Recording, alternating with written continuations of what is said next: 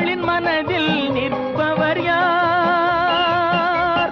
வாழ்ந்தவர் கோடி மறைந்தவர் கோடி, மக்களின் மனதில் நிற்பவர் யார்? மாபெரும் வீரர் மானம் காப்போர் சரித்திரம் தனிலே நிற்கின்றார். அச்சம் என்பது மடமையடா, அஞ்சாமை திராவிடர் உடமையடா. ஆறிலும் சாவு நூறிலும் சாவு, தாயகம் காப்பது கடமையடா, தாயகம் காப்பது கடமையடா. அச்சம் என்பது மடமையடா, அஞ்சா